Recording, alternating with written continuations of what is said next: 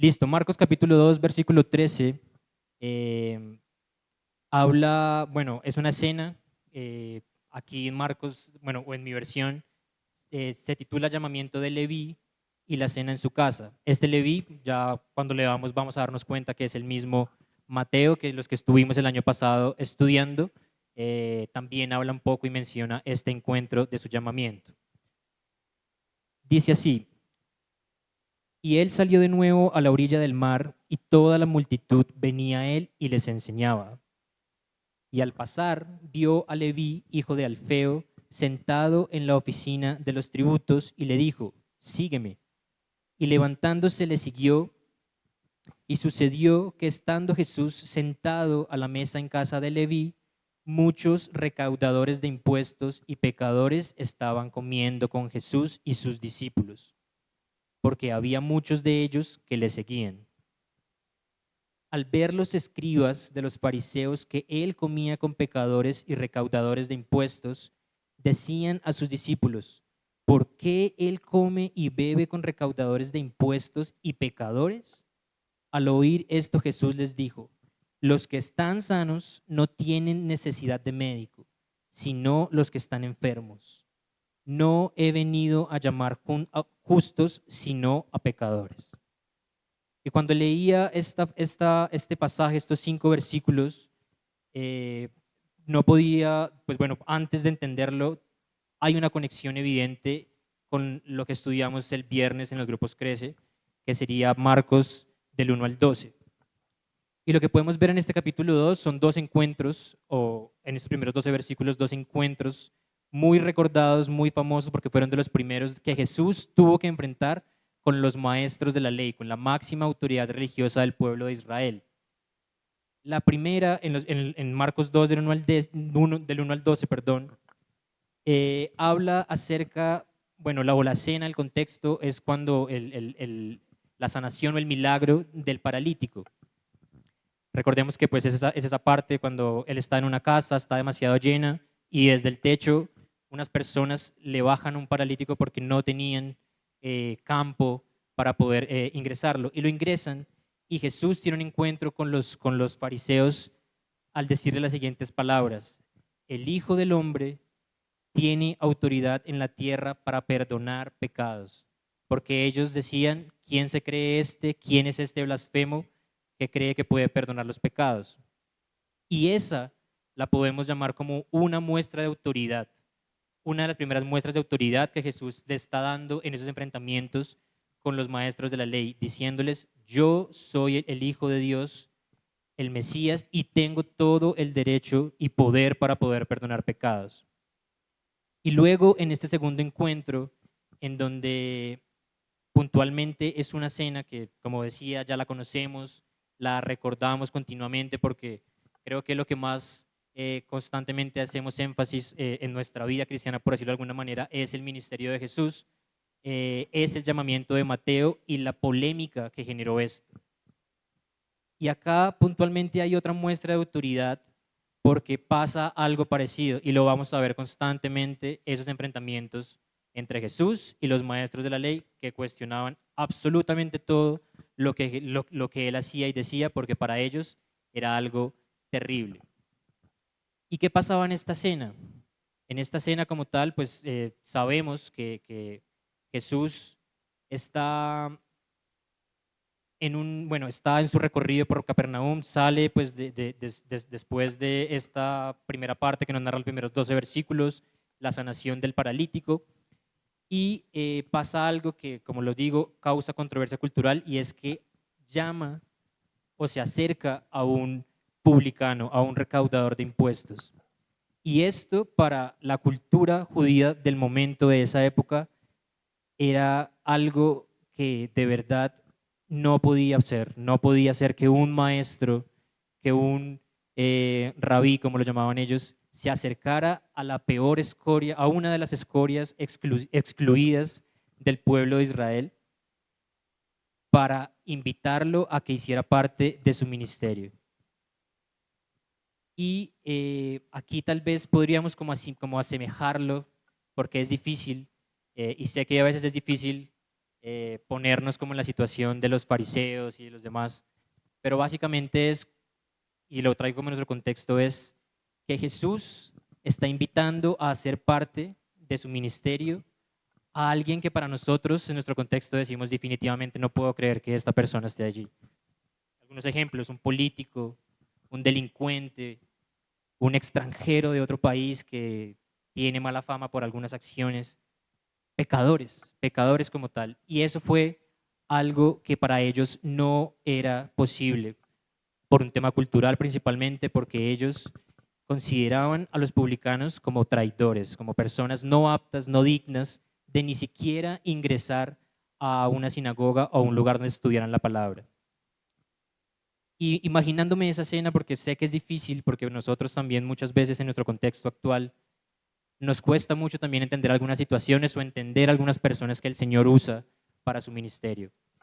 Y allí encontré en la palabra en Mateo 7:21 una frase que dice: no todo el que me dice Señor, Señor, entrará en el reino de los cielos, sino solo el que hace la voluntad de mi Padre que está en el cielo. Y esto puntualmente hablando, ¿y por qué lo tomamos como referencia? En el sentido de que los judíos y los maestros de la ley no pensaban jamás que una persona como esta podía ser parte del ministerio o un seguidor de Cristo, pero Jesús les va a demostrar todo lo contrario, y no solamente con Mateo, sino con muchísimos casos que vendrán más adelante.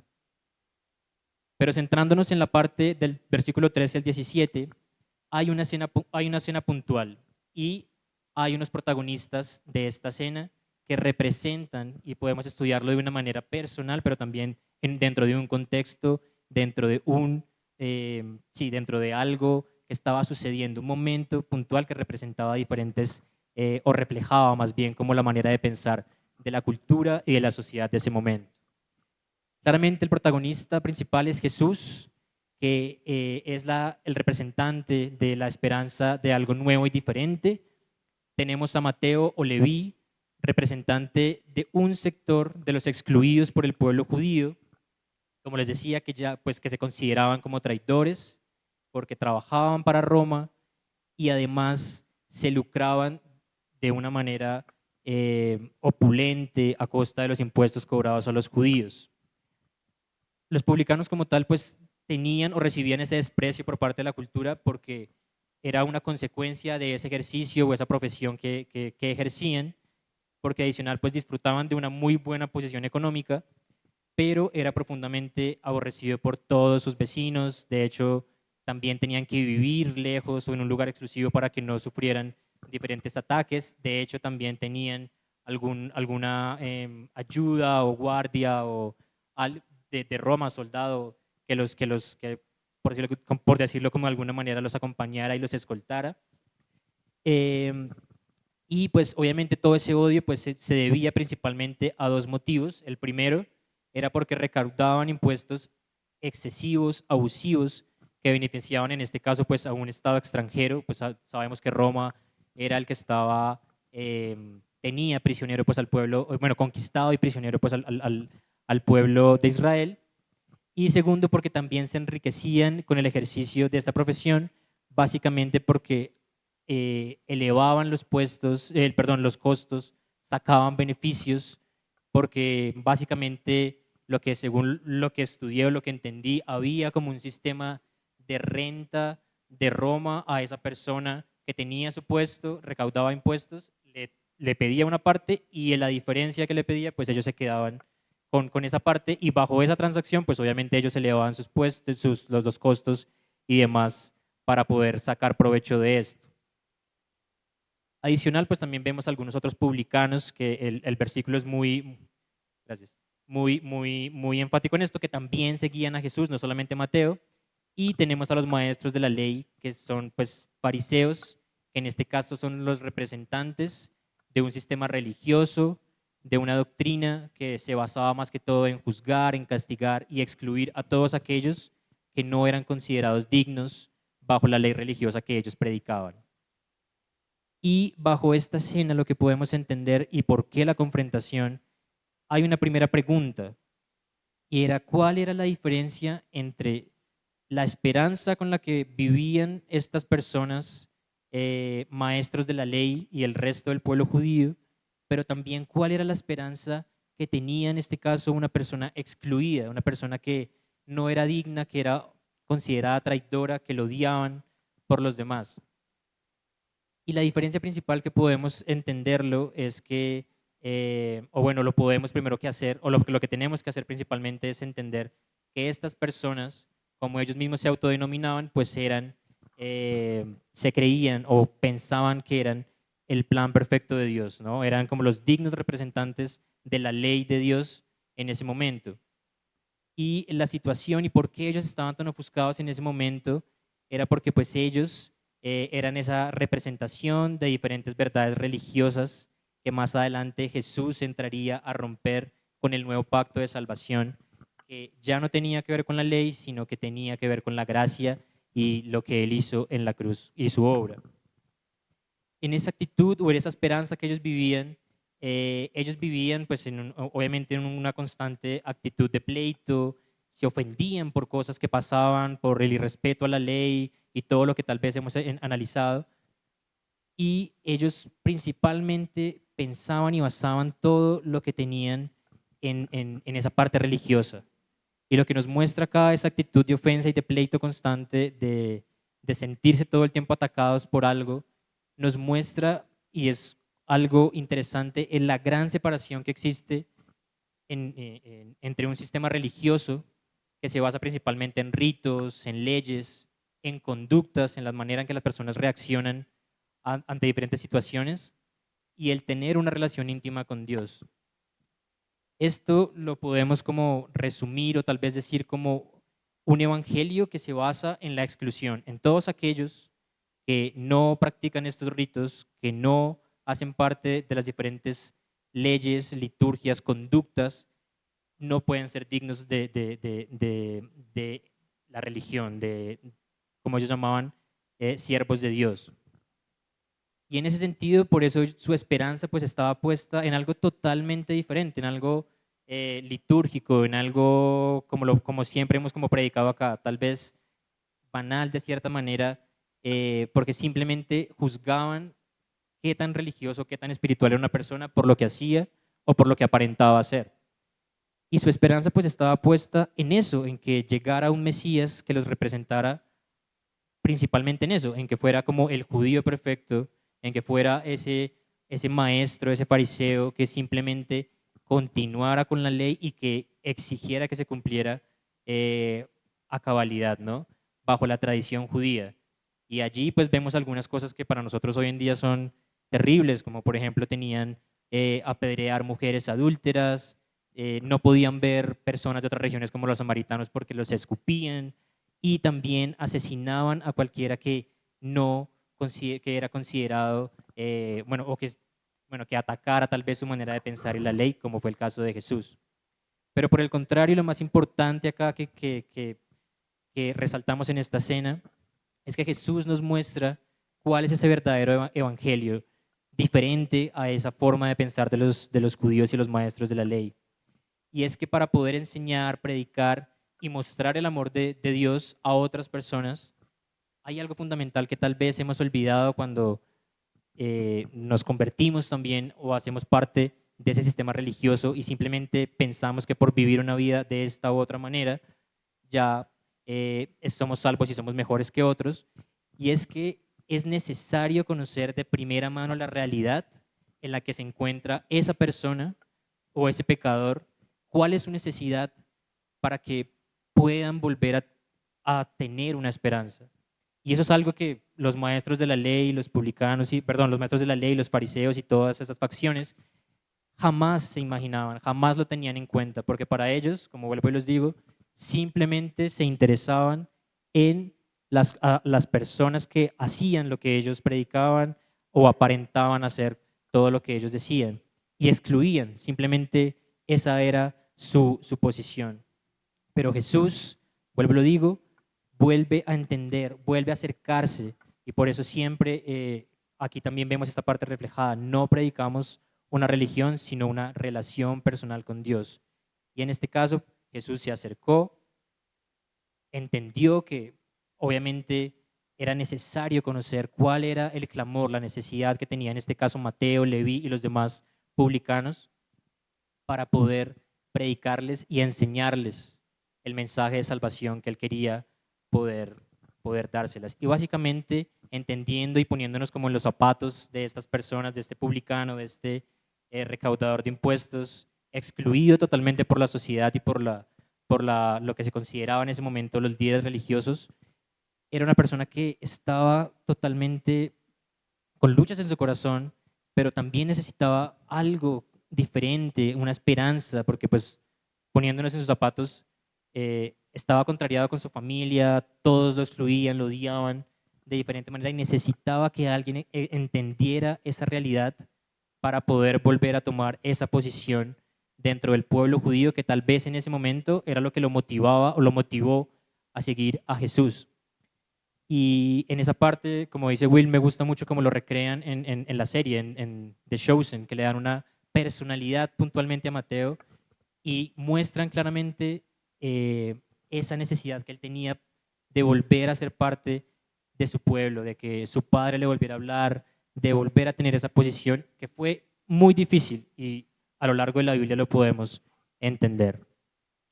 Y teniendo en cuenta como tal vez esa comparativa o esa diferencia entre el evangelio de la exclusión que predican o predicaban los fariseos, que aún todavía se hace, que es un evangelio que trae exclusión y condenación, versus un evangelio de salvación y esperanza. Y quiero que esta mañana estudiemos concretamente, muy cortamente, 3 diferencias para que podamos reflexionar en ellas y no continuemos haciendo estas prácticas que hacían los fariseos. Entonces, el título de este mensaje puntualmente, como lo quise llamar, es el Evangelio de la Esperanza. Y para poder entender el Evangelio de la Esperanza es necesario analizar estas 3 diferencias entre el Evangelio de la exclusión y condenación que predicaban o representaban en esta parte, en estos versículos, los maestros de la ley y lo que el Evangelio de salvación y esperanza que vino a darnos Jesús a nosotros los pecadores y humanos. La primera es,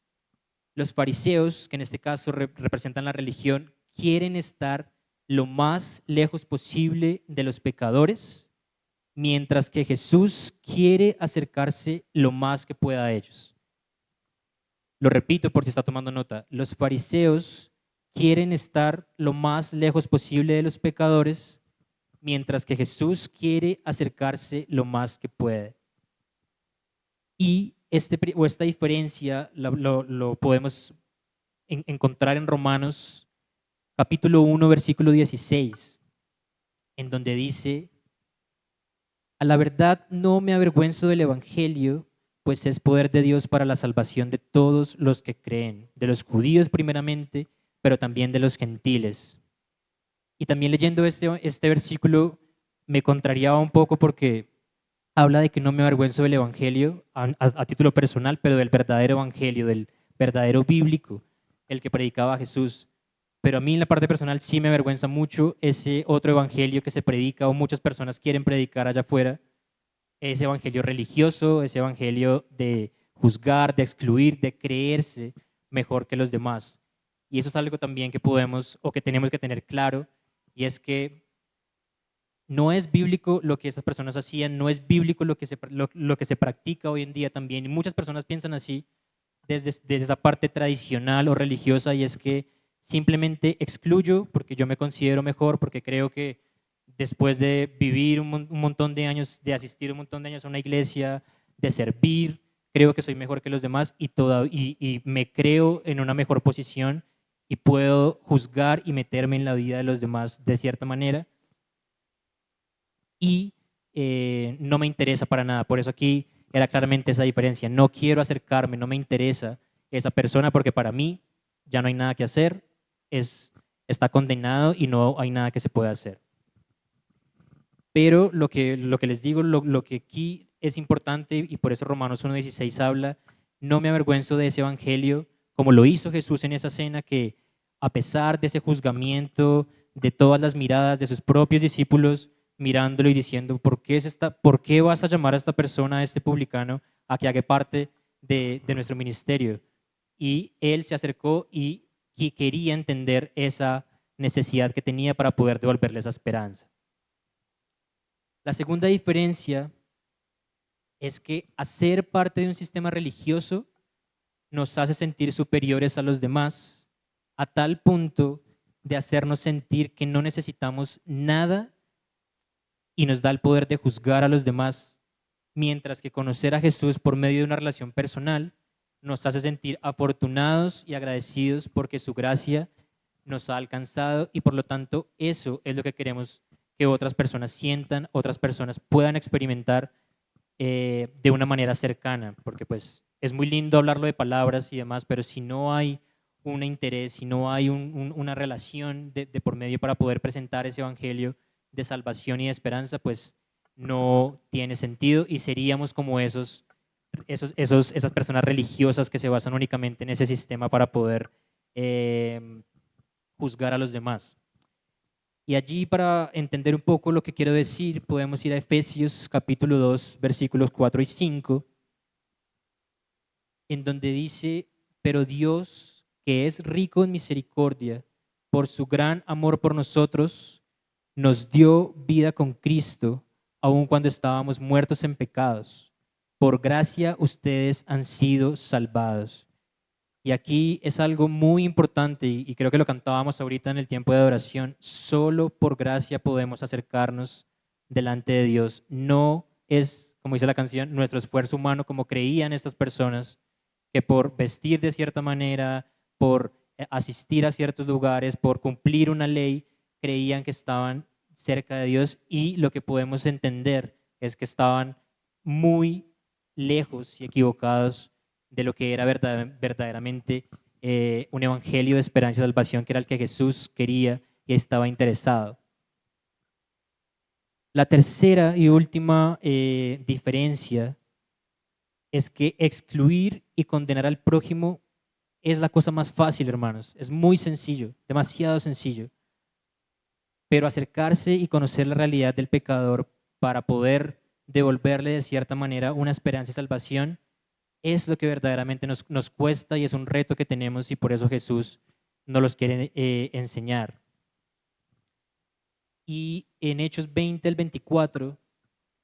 dice: sin embargo, considero que mi vida carece de valor para mí mismo, con tal de que termine mi carrera y lleve a cabo el servicio que me ha encomendado el Señor Jesús, que es el de dar testimonio del Evangelio de la gracia de Dios. Y en este versículo resume lo que el Señor quiere hacer con nosotros, y no es nuestro esfuerzo humano, no es que nosotros queramos hacerlo, que queramos obligarnos, porque pues sería muy fácil si solamente fuera por cumplir una ley. Él quiere que podamos verdaderamente mostrar un equilibrio en nuestra vida. Si decimos ser seguidores de Cristo, debemos entender que para mostrar ese evangelio que Él quiso presentar, el de la gracia, debemos volver a conocer a esas personas, integrarnos, entender su necesidad y poder mostrarles esa gracia de Dios que nos ha transformado y que necesitamos tal vez recordar todos los días, porque se nos olvida, porque con el paso del tiempo nos volvemos más de la parte religiosa, del sistema, de los fariseos, de los judíos. Y es triste decirlo, yo creo que todos lo hemos hecho, y más cuando creemos que por llevar cierto tiempo en la iglesia, por servir, por predicar, por levantarnos, por cantar, por hacer un montón de cosas, creemos que ya con eso cumplimos y ya. Así que lo que queremos como reflexionar, y lo más importante que veíamos en este capítulo del llamamiento de Leví, era identificarnos y más que todo entender a profundidad un poco, de manera resumida, como lo digo, en poder reflexionar en que todas, y más que todo en nuestra vida, pensemos en todas las veces que hemos actuado desde la religiosidad, en las que hemos excluido, que hemos condenado a personas por su pecado, porque pensamos que mi pecado es menos grave que el de esa persona, porque tal vez piensan diferente a lo que yo pienso, porque tal vez hemos juzgado o creemos que esa persona no es capaz, de lograr diferentes cosas, no es capaz de pararse al frente y dar un mensaje, no es capaz de salir a la calle y predicar, no es capaz, esa persona no es capaz. Eso también hace parte de que Dios nos está invitando a reflexionar, porque así como Él llamó, en este caso a Leví, a Mateo, un publicano que era odiado, despreciado y lo peor culturalmente, Él también lo hace con muchas personas y por eso no podemos ser o tomar ese papel de Dios para juzgar, para condenar, para negarle la entrada a la iglesia. En 2 de Pedro 3, versículo 18, dice, más bien crezcan en la gracia y en el conocimiento de nuestro Señor y Salvador Jesucristo. A Él sea la gloria ahora y para siempre. Y así como siempre lo hemos predicado en esta iglesia, es por gracia, es reconociendo que el Señor ha hecho una obra en nuestras vidas, el que estamos acá, el que usted haya tomado una decisión por Cristo, en el que en este momento que podemos estar descansando, haciendo miles de actividades, estemos acá intentando buscar cada vez más, acercarnos, conocer al Señor. Por eso únicamente podemos enseñar el Evangelio o predicar a otros desde la gracia, no desde mi perfecta vida que creo tener, porque muchas veces pensamos o queremos interactuar con alguien o enseñar la palabra desde una posición religiosa como un maestro de la ley, pero no identificándonos como con Mateo en ese momento. Y principalmente allá afuera hay demasiadas personas en el mundo, hay demasiadas personas esperando respuestas como estas, como la de Jesús, respuestas prácticas que les vuelvan a dar esperanza para todas esas ocasiones de rechazo que viven a diario, para todas las situaciones de exclusión y condenación religiosa que viven. Y allá afuera hoy en día uno se encuentra con una realidad muy difícil de vivir, porque pues todos compartimos en trabajos, en estudio, en el barrio, en diferentes maneras, y lo llevan a uno a retos de reflexión grandes. A mí me han preguntado, bueno, si tú tuvieras un hermano gay, si tuvieras un hijo que saliera con algún problema de drogas, diferentes situaciones difíciles que son normales allá afuera, ¿qué harías? ¿Lo apoyarías? ¿Lo amarías? ¿Lo desecharías? Y hay algo que cuesta porque pues como lo podíamos reflexionar acá, muchas veces, y lo hemos visto, hay muchos casos, tal vez también por un tema de tradición y pues formas de pensar que han involucrado también como en la parte de la doctrina, han rechazado. Hay personas que eran muy cerradas en su pensamiento y decían, si mi hijo sale de tal manera, ya no tiene mi apellido, no puede volver a entrar a mi casa, no puede hacer diferentes cosas, pero yo creo que la invitación es que obviamente no aceptemos el pecado, no nos vayamos al otro extremo como tal vez también hoy en día se hace, sino que podamos analizar la realidad, la necesidad que tiene esta persona y que constantemente podamos mostrar nuestro testimonio, no desde lo que les digo, desde un rechazo, desde una situación en la que ellos creen que nosotros nos creemos mejores, porque pues allá afuera la religión en muchas iglesias le ha cerrado la puerta a esos pecadores que para ellos creen que sus pecados son lo peor y que Dios no los quiere volver a ver y por eso son excluidos y condenados a nivel general. Y la segunda reflexión es que debemos reconocer que todos somos pecadores, que un día fuimos como Mateo, como un publicano, y que la gracia de Dios nos encontró y transformó nuestra vida. No fue la religión, hermanos. Y ahí es lo que les decía, que debemos cada día, tal vez, si lo podemos hacer, ir a los pies de Dios y agradecer, porque fue Él el que nos encontró. No fue como pues muchas veces nos habían dicho que Él estaba esperando que tomáramos una decisión, Él estaba esperando que por fin, después de tanto buscar o tocar nuestra puerta, nosotros por fin le damos acceso, sino que Él fue el que nos quiso en su voluntad llamar y nosotros por gracia podemos estar acá, entendimos ese mensaje y podemos estar con Él. Quiero que por favor podamos leer 1 Corintios 15, 1 al 2, para que podamos también meditar en esta corta reflexión. Y dice, ahora hermanos, quiero recordarles el evangelio que les prediqué, el mismo que recibieron y en el cual se mantienen firmes. Mediante este evangelio son salvos, y si se aferran a la palabra que les prediqué, de otro modo habrán creído en vano. Esto es básicamente lo que estaba pasando en esta cena cuando Jesús les dice, no he venido a llamar a los justos, sino a los pecadores. Prácticamente, pues ahí también haciéndole un llamado a aquellos que se creían justos. Y es que nosotros, el evangelio que Jesús predica es un evangelio práctico, es un evangelio que da esperanza y que da salvación. De lo contrario, si predicamos algo totalmente diferente, si tomamos esto y lo moldeamos a nuestra manera de pensar, a nuestras prácticas,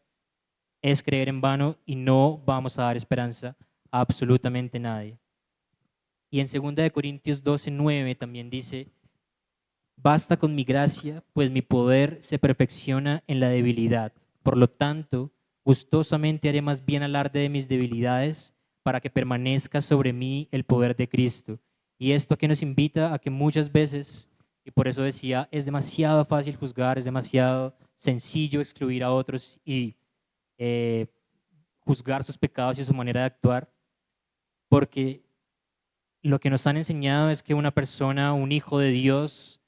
tiene que ser victorioso, tiene que tener una vida perfecta, no puede tener debilidades, pero aquí nos habla, es mejor hacer alarde de mis debilidades, de mis imperfecciones, de mis errores, para que otros vean la obra de Cristo en mi vida. Y yo recordaba, bueno, lo asemejo mucho, como saben, pues nosotros junto con Natalia lideramos el equipo también de alabanza acá de la iglesia, y siempre les decimos,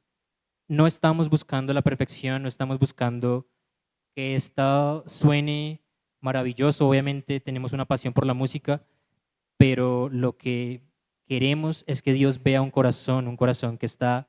totalmente dispuesto, que quiere conocerlo y que quiere que otros lo conozcan. Y por eso me encanta cuando estamos acá cantando, tocando y pasan errores, nos equivocamos de nota, se nos olvida la letra, porque lo que queremos es que nos vean que somos humanos, que tenemos errores, que estamos igual que ustedes en la búsqueda y que tener oportunidades como estas de poder compartir, de estudiar juntos la palabra, nos ayuda a fortalecer nuestra relación, a entender desde una perspectiva diferente lo que el Señor quiere que hagamos y que juntos como comunidad, sin tener una división de títulos, de como allá afuera en muchas iglesias lo hacen, es que podamos cada vez más entender el evangelio que el Señor quiere para nuestras vidas y el por qué estos enfrentamientos y todas estas narraciones que Él nos cuenta, que tal vez para otras personas allá afuera son historias, para nosotros tienen relevancia porque nos indican y nos muestran lo que el Señor quiere que hagamos con nuestras vidas. Amén. Así que permítame que oremos para terminar, más que todo pidiéndole al Señor que nos ayude a poner en práctica ese evangelio de la esperanza, que nos ayude a olvidar todas tal vez esas enseñanzas que nos dieron en el pasado, por las que crecimos y que muchas veces nos impiden tal vez actuar de la manera en que Jesús actúa allá afuera y cotidianamente. No.